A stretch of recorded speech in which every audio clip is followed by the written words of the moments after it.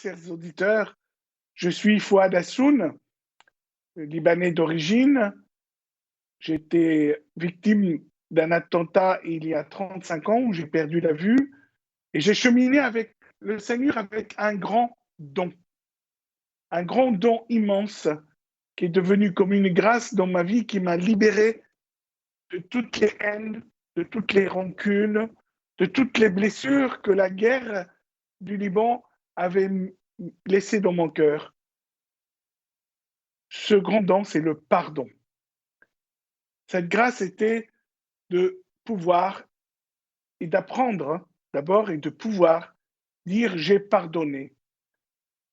J'ai mis tout cela dans un récit qui a été publié fin de l'année dernière, qui s'appelle J'ai pardonné dans les éditions MAM et qui me coûte beaucoup aujourd'hui parce que j'ai donné mon témoignage et finalement, quand je dis ça me coûte, parce qu'il me donne tant d'amour et tant de témoignages de gens qui sont touchés quand on témoigne. Et Radio Maria est là pour nous permettre de témoigner. C'est pourquoi je fais une émission cœur à cœur avec des témoins. J'invite des personnes qui ont été touchées par cette grâce de l'amour de Dieu, qui ont beaucoup reçu et qui donnent beaucoup. Dieu, il nous a tant aimés qu'il nous a donné son Fils unique. On le connaît, ce verset de l'Évangile. On connaît cette vie qui nous a été donnée de plus. Et en surcroît, le Christ, dans sa grande générosité immense, infinie, sur la croix, en donnant sa vie, il nous a donné sa mère. Voici ta mère. Nous, les enfants de Marie, sommes-nous à la hauteur de ce que notre maman est, de ce que notre mère du ciel et de la terre, cette grande maman, Marie et nos mamans qui nous ont donné la vie, sommes-nous capables de redonner autant dans nos vies? Sommes-nous capables de donner nos vies pour cette mission qui est aussi, voici ton fils? Sommes-nous à la hauteur d'être le fils de la mère de Dieu, d'être frère de Jésus? Ce don immense, infini, me remplit de joie et de bonheur, me remplit d'allégresse, parce que je le partage avec vous ce soir. Et c'est ce grand amour qui est fort quand on le partage. À qui il a été donné beaucoup, il sera demandé beaucoup. Ça ne veut pas dire que ceux qui n'ont pas beaucoup ne leur aient pas demandé de donner. Donnez autant que vous pouvez. Autant que vous pouvez. Mais c'est déjà énorme. Quand Jésus regarde le sou de la veuve tomber dans le trône des dons pour le temple, il dit voici celle qui a donné plus que tout le monde parce qu'elle a pris sur sa nécessité. Elle a pris ce dont elle avait besoin pour le donner. Que les riches que nous sommes, nous donnons ce qu'on a en surplus. Sommes-nous capables d'aller chercher ce dont nous avons besoin pour le donner aux autres, pour le partager, pour l'offrir, pour faire aussi grandir l'autre avec nous? Pourquoi Dieu permet qu'il y ait des riches et des pauvres? Une question qui nous taraude tous. Pourquoi j'ai plus que toi ou tu as plus que moi? Mais si nous mettons tout en commun, nous partageons, nous grandissons ensemble et nous avons cette espérance que nous retrouverons le jour J, la joie de ce grand don qui est la vie éternelle. Bon week-end avec Radio Maria, les amis. Soyons généreux de tout ce que nous pouvons donner, de tout ce que nous pouvons offrir matériellement, spirituellement, humainement. J'ai le plaisir ce soir de recevoir une personne exceptionnelle, étonnante, et qui a beaucoup à nous dire sur le don, et notamment le don de la vie. Bonsoir, cher Rodolphe, Rodolphe Baron. Vous êtes là? Tout à fait, bonsoir. Merci de m'accueillir. Merci d'avoir accepté notre invitation. Rodolphe, avant d'entrer dans ce que vous faites, nous aimerions, avec nos auditeurs, entendre qui vous êtes. Qui est Rodolphe Baron? Alors, j'ai aujourd'hui 39 ans, je suis un père de famille de 5 enfants. J'habite à Grenoble. Je suis né à Grenoble, donc je n'ai jamais changé de ville. Un Grenoblois. Je suis un Grenoblois, exactement, un homme de montagne. Et donc voilà, et puis je viens d'une famille, moi, chrétienne, très pratiquante. Et puis, après, j'ai un parcours de vie où je me suis éloigné de Dieu, j'y suis revenu, peut-être qu'on pourra juste en parler après, mais voilà, je suis un passionné, je suis un entrepreneur, je suis passionné j'aime entreprendre des projets, que ce soit à titre professionnel ou maintenant plus spécifiquement d'ailleurs au sein de l'Église. Qu'est-il arrivé dans votre vie, cher Rodolphe, pour basculer d'un seul coup dans une autre vie que celle que vous aviez avant, en tout cas dans un autre modèle de vie? Alors moi, j'ai une double bascule, c'est-à-dire que je suis dans une famille extrêmement pratiquante, extrêmement croyante, avec des parents qui vont à la messe tous les jours et continuent avec une très grande foi. Et j'étais vraiment dans ce contexte familial, une famille joyeuse. Moi, je suis le cinquième de 8 garçons, donc une famille nombreuse, très unie. Il est toujours d'ailleurs. Et je me suis marié jeune, je me suis marié à 19 ans, avec un premier enfant qui est arrivé un peu plus vite que prévu. Et donc, je me suis lancé dans la vie. J'ai créé mon entreprise avec mon grand frère. On était associés. Et petit à petit, j'ai perdu la foi. Et au fil des années, donc entre 20 et 30 ans, notre vie familiale s'est développée. On a eu un deuxième enfant, puis un troisième. Et notre entreprise s'est également développée et a très bien marché. Donc c'était passionnant parce qu'on avait créé vraiment, on était dans l'informatique pour les agences immobilières pour être précis. Et voilà, c'était vraiment nos deux domaines qui nous passionnaient, mon frère et moi. Et donc voilà, je me suis passionné à la fois pour mon travail et un peu ma vie de famille, mais que j'ai peut-être un peu laissé de côté au passage. Et j'ai laissé Dieu de côté complètement au fil des années, ne gardant plus que la pratique dominicale, la messe du dimanche, comme une sorte de porte de secours au cas où le Seigneur me rappellerait à lui plus vite que prévu. Le strict minimum. Le strict minimum, et donc avec clairement une double vie, c'est-à-dire voilà, 1 heure par semaine à l'église, mais le reste n'avait strictement rien à voir, donc il y avait quelque chose évidemment de très hypocrite. Rodolphe, voilà. vous avez dit, j'ai laissé tomber Dieu, mais Dieu ne vous a pas laissé tomber. Que s'est-il passé? Et donc, Dieu ne m'a pas laissé tomber, effectivement. J'ai pris conscience il y a 8 ans d'avoir tout ce que je voulais, c'est-à-dire une femme super, des enfants, un travail génial qui en plus marchait, donc de l'argent, une belle maison, une belle voiture, une piscine, etc. Des bons amis. Et malgré tout cela, j'avais coché toutes les petites cases, quoi, un petit peu. Et malgré de la réussite matérielle, voilà. Ouais, de la réussite matérielle et même sociale quelque part. Sociale, oui. Et malgré tout cela, j'étais pas heureux, j'étais pas comblé.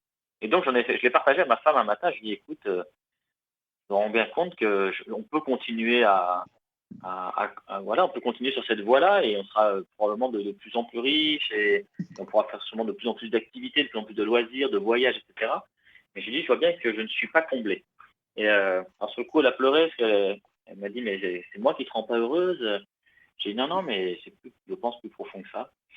Et donc voilà, puis j'ai lu le livre de Jean-Marc Potvin, qui est un entrepreneur du web, qui, alors de manière puissance 10 par rapport à ce que j'ai pu vivre, mais a fait un peu le même constat un jour et Il a ensuite frôlé la mort et donc il a décidé de faire le chemin de Saint-Jacques-de-Compostelle et il a une expérience spirituelle très forte.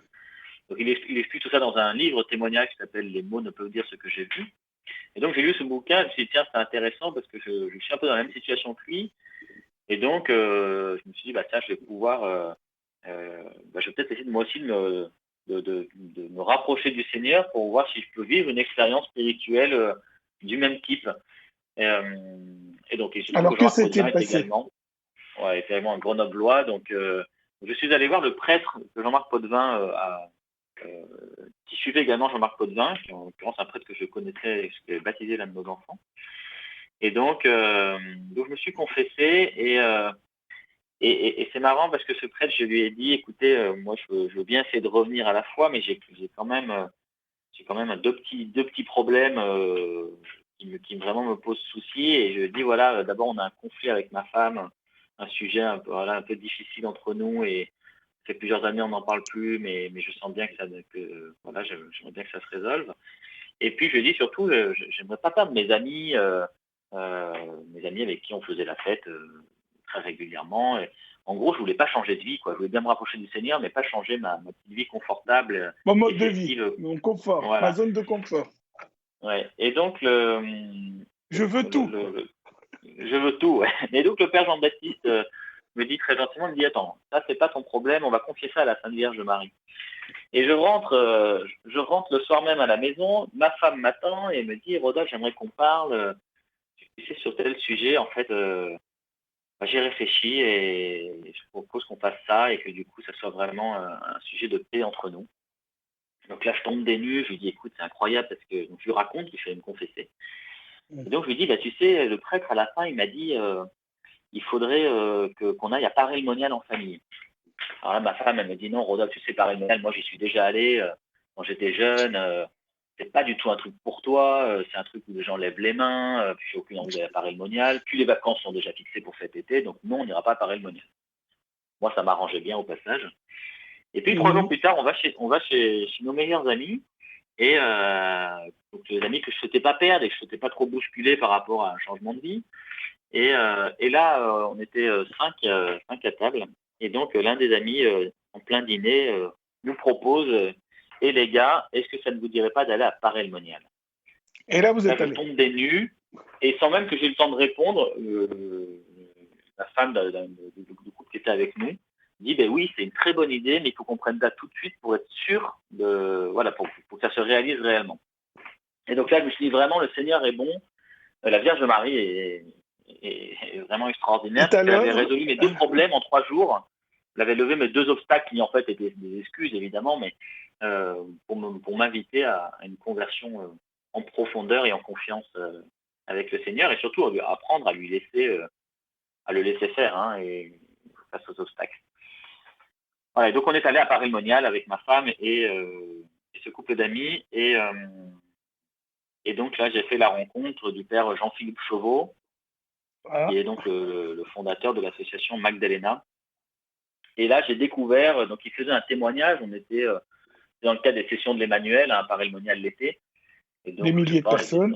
Voilà, on devait être 4000 ou je sais pas. Et donc, il fait un témoignage et je vois cet homme, ce prêtre lumineux, rayonnant, joyeux, nous donner son témoignage et alors qu'il nous explique sa vie et que sa vie, notamment, surtout son enfance, est une enfance assez terrible, assez chaotique. Et je me dis, tiens, c'est quand même incroyable. Il a écrit un livre où il raconte aussi exactement, sa vie. Que celui qui n'a jamais péché. Qui n'a pas péché, voilà, qui lance la première pierre. Et donc voilà, et je dis, tiens, il y a un contraste énorme. Moi, j'ai tout ce que je veux, j'ai jamais eu de malheur dans ma vie et je ne suis pas comblé. Et lui qui a eu beaucoup de malheur dans sa vie, il est lumineux et joyeux. Donc, quel est son secret? Et donc voilà, donc je suis allé à Boulogne-Billancourt, où l'association Magdalena a été créée il y a une vingtaine d'années. Et j'ai fait la rencontre de personnes les plus pauvres. Alors, dites-nous, que s'est-il passé après votre visite à Boulogne-Billancourt? Alors en fait, cette visite à Boulogne-Billancourt, elle m'a profondément marqué. J'ai participé à un dîner du cœur, donc c'est un mercredi soir, c'est un dîner qui est partagé au sein de la paroisse Sainte-Cécile, et, entre des paroissiens, des bénévoles et puis des personnes en grande précarité, des personnes qui vivent à la rue essentiellement. Et donc déjà, ce dîner m'a marqué parce que j'ai vu une grande joie et, et également une grande joie partagée entre des personnes qui portaient manifestement de grandes souffrances. Et puis ensuite, je suis allé au Bois de Boulogne en camping-car. Ce Magdalena tourne tous les soirs et même en journée maintenant au Bois de Boulogne auprès de personnes transsexuelles et enfin majoritairement transsexuelles. Et donc là, c'était assez incroyable. Je me souviens de ce moment où on s'est retrouvés, on devait être, je sais pas, entre 15 et 20 dans le camping-car. On était 3 bénévoles et donc entre 15, voilà, une quinzaine d'amis du Bois de Boulogne, tous serrés et c'était vraiment une chapelle, Pas de c'était distanciation sociale, priant, quoi. c'était pardon, excusez-moi, Dis pas de distanciation sociale à l'époque. pardon, j'ai pas entendu. Pas grave. Bon, vous étiez serrés, il n'y avait pas de distanciation sociale. Ah oui, non, c'est sûr, on n'était pas en temps de Covid. Et c'était extrêmement joyeux au sein de son camping-car, qui lui-même était dans le Bois de Boulogne, qui est un endroit extrêmement glauque. C'est un bordel à ciel ouvert. Et je me suis dit, bah voilà, il y a quelque chose d'assez mystérieux de découvrir voilà, quelque chose, une joie vraiment très profonde, malgré toute la misère et toutes les souffrances des personnes rencontrées. Et donc voilà, donc je suis retourné 4-5 fois, et puis le père Jean-Philippe m'a dit, mais Rodolphe, il y a sûrement plein de choses à faire à Grenoble avec ta femme et tes amis. Et donc on a lancé l'association Magdalena à Grenoble en 2014. Et on a commencé par des dîners du cœur le mercredi soir, parce que ça nous semblait plus facile que d'aller à la rencontre des personnes en situation de prostitution. Notamment, on avait la peur de représailles des réseaux de proxénètes. Et donc voilà, on a commencé ces dîners et on a découvert euh, la joie de ces rencontres et la pauvreté de ces rencontres et voilà, et ce côté paradoxal d'une grande pauvreté dans la rencontre parce qu'on est des handicapés du cœur et qu'on a du mal à rentrer en dialogue, qu'on n'a pas beaucoup de sujets communs, de discussions au démarrage, qu'on est incapable d'aider la personne en face de Oui. nous. Et paradoxalement, dans cette grande pauvreté, il y a une grande joie et un lien de confiance qui se tisse au fil des semaines, au fil des dîners avec les personnes rencontrées. Cher Rodolphe, je me permets de vous couper. J'ai une question qui me vient à l'esprit. Euh, Jésus qui dit, les prostituées vous procéderont au ciel. Ça signifie quoi pour vous et pour votre association Magdalena? Comment cette phrase, elle s'incarne dans votre mission et dans votre apostolat? Alors, c'est effectivement une phrase que moi j'aime lire, que j'aime méditer. Pour moi, elle veut dire deux choses. D'abord, le Christ nous dit qu'elle nous précède, donc c'est une vérité qu'il nous donne. Et donc, ça veut dire que ces personnes vont aussi nous montrer le chemin pour aller au ciel. Et puis, je crois que quand voilà, on est en train de méditer, je me dis finalement, les personnes les plus pauvres, elles attendent tout de Dieu. Peut-être d'ailleurs qu'elles sont en situation de pauvreté parce qu'elles refusent la violence, elles refusent peut-être de voler, elles refusent de se suicider, elles sont encore là, elles se battent pour la vie, pour leur vie. Et, et, et elles acceptent, pardon si les mots sont peut-être mal choisis, mais quelque part, elles acceptent cette situation avec beaucoup de patience, en espérant que le Seigneur leur viendra en aide et en espérant pouvoir rencontrer le Seigneur, soit directement, soit à travers, évidemment, à travers des personnes bienveillantes. Et donc voilà, le pauvre, je pense qu'il attend tout du Seigneur et notre Père au ciel, évidemment, l'accueille prioritairement. Et les personnes en situation de prostitution sont des personnes pauvres, les plus pauvres. Hein. On est vraiment face à des situations Vous de très êtes, grande pauvreté, non, d'esclavage. cher Rodolphe, vous êtes donc avec l'association Magdalena lié, si je comprends bien, à une paroisse. Comment Tout à fait. votre initiative était accueillie dans votre paroisse à Grenoble, dans cette jolie ville montagnarde de province? Il n'y avait pas eu un peu je dirais, de refus ou de questionnement que vous amenez des prostituées, pour dire le nom, hein, Mhm. auprès de la paroisse ou dans nos églises aujourd'hui, nos communautés paroissiales, c'est plutôt voilà, du bon catho, BCBG un peu. Alors, on a eu un très bon accueil du projet par notre évêque, notre évêque vraiment qui a tout fait pour qu'on puisse s'installer. On s'était dans une première paroisse, on a changé de paroisse pour des raisons pratiques et puis également de dynamisme de vie de paroisse, en accord évidemment avec les curés hein, des paroisses. Mhm. On n'a jamais eu de personnes qui ont manifesté, qui ont voulu contrer le projet, tant sur l'accueil des SDF pour partager un dîner mercredi soir, ni sur évidemment nos rencontres avec les personnes en situation de prostitution. Euh, Tout le monde, quelque part, trouve cette cause effectivement très belle. Par contre, c'est vrai que sur la question de la prostitution, notamment, il y a également ça, et ça renvoie à des peurs personnelles. Et donc, on voit des peurs, des a priori, des fantasmes aussi. Ça renvoie à notre Ouais. sexualité, par exemple. Hein. Chacun est renvoyé à sa Oui. propre sexualité et son rapport à la sexualité. Et donc, il y a évidemment beaucoup de paroissiens qui ne viennent pas s'investir dans l'association, qui ne viennent pas à la rencontre.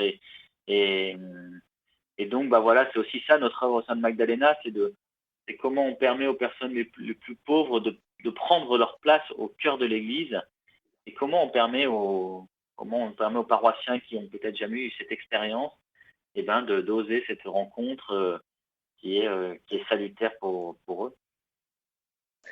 Rodolphe, vous avez dit deux bascules, nous voilà dans la deuxième. Quel était l'impact dans votre vie personnelle et comment cela a été accueilli dans votre famille, grande famille et vos amis que vous aimez tant, que vous ne voulez pas les quitter, mais quelque part vous avez quitté un peu tout ce qui vous attachait à ce monde, le matériel, ce que vous m'avez raconté en préparant cette émission. Vous vous dites, je quittais tout le luxe pour un peu m'approcher de cette mission. Comment ça a été accueilli et vécu autour de vous? Et quel témoignage ça a dans votre entourage familial et amical et social?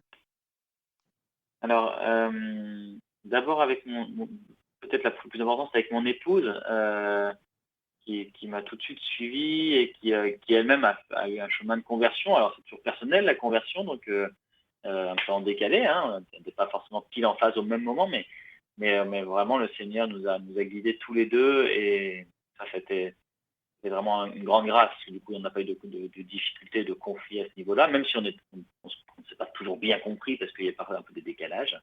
Et c'est vrai, quand il y a une conversion comme ça, on est parfois un peu tout feu, tout flamme, donc on fait pas. Je manquais parfois sûrement de patience et puis d'écoute. Donc, mon épouse, à juste titre, m'a invité à prendre soin de ma famille. Mes enfants, bah, ils ont clairement vu le changement, hein, mais ils l'ont accepté. Il était encore pas l'aîné avait 11 ans. Et finalement, bah, ils sont mis à part le monial. Et puis voilà. Et puis ils ont bien vu que notre vie, on s'est mis à prier en famille le soir avant de se coucher. Enfin, tout un tas de petites choses qui se sont mises en œuvre et ils nous ont vu aussi réduire progressivement notre train de vie et vendre la belle voiture, etc. Et donc voilà. Et en fait, je crois que le plus important pour eux, c'est que leurs parents soient heureux et de nous voir heureux personnellement et en couple et en famille. Je crois que c'est bien ça l'essentiel. Et donc on Et avait vous des êtes heureux difficultés. aujourd'hui, Rodolphe?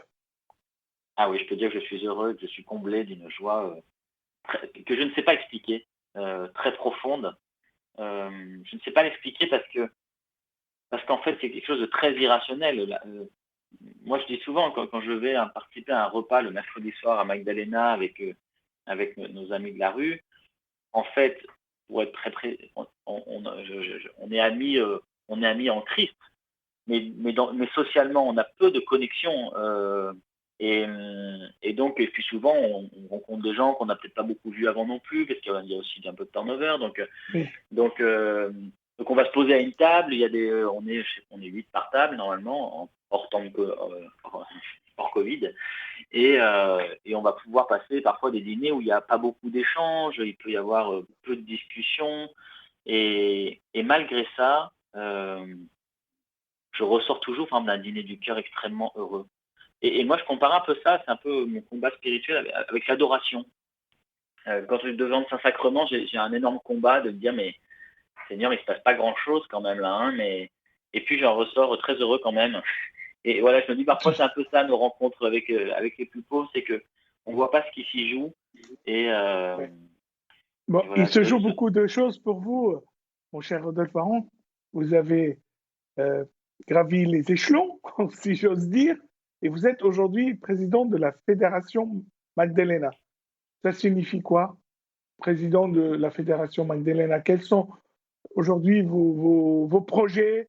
Quelle est votre vision et où est-ce que vous amenez cette belle initiative, cette belle fondation avec le père Jean-Philippe qui est encore là? Je le connais bien et je l'ai rencontré pas loin qu'hier.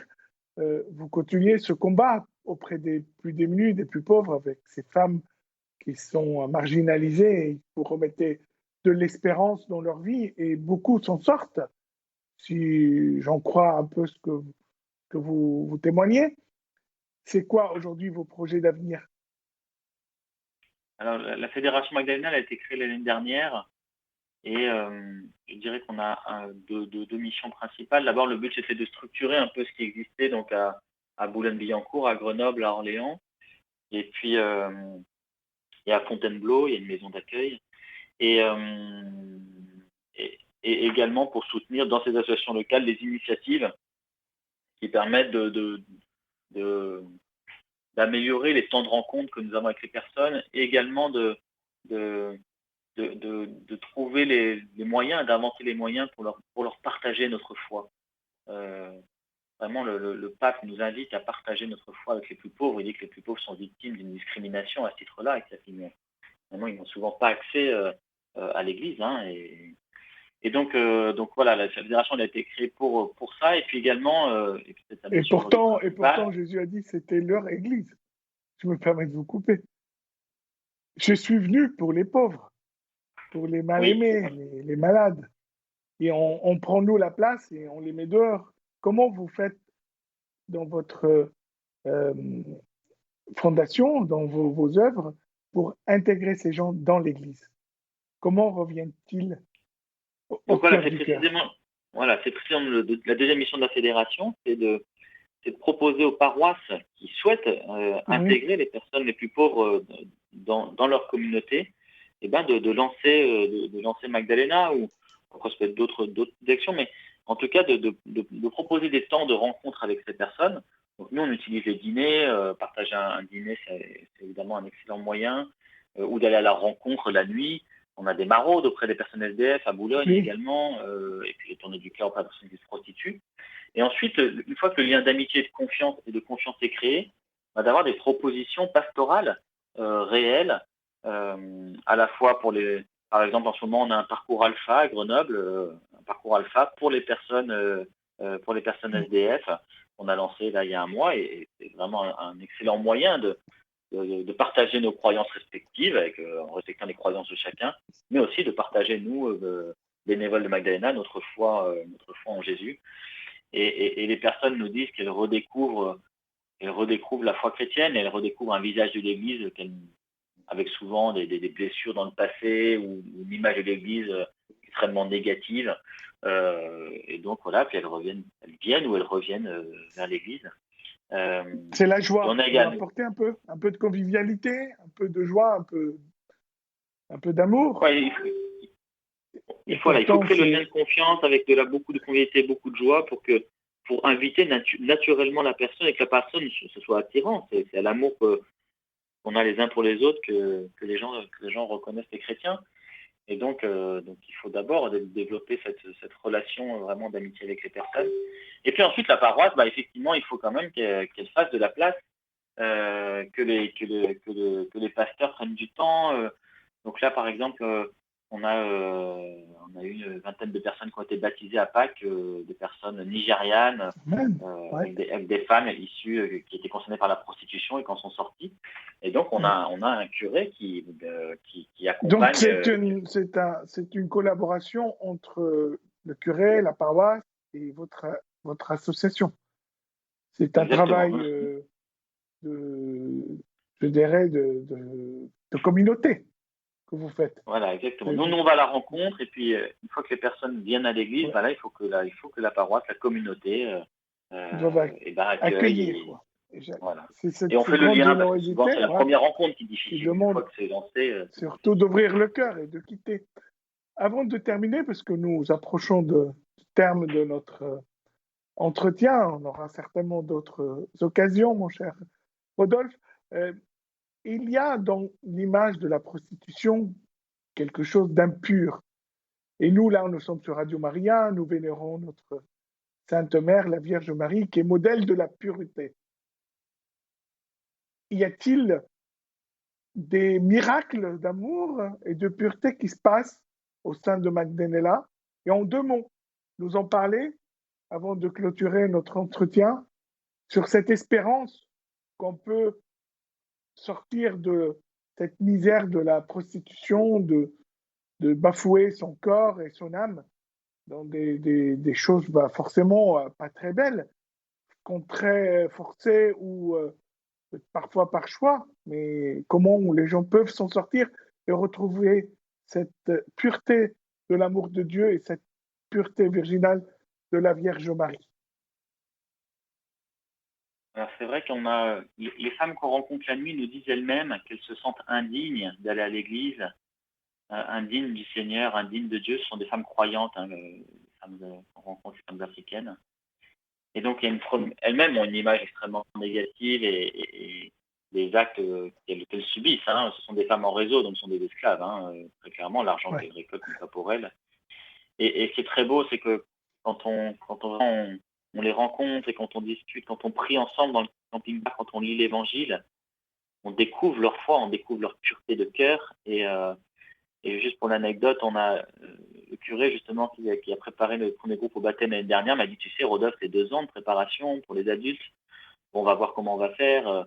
Et puis on a fait une première rencontre, et puis il est sorti de la rencontre, il m'a dit, mais Rodolphe, on les baptise à Pâques, elles sont prêtes en fait, elles sont déjà prêtes. Amen.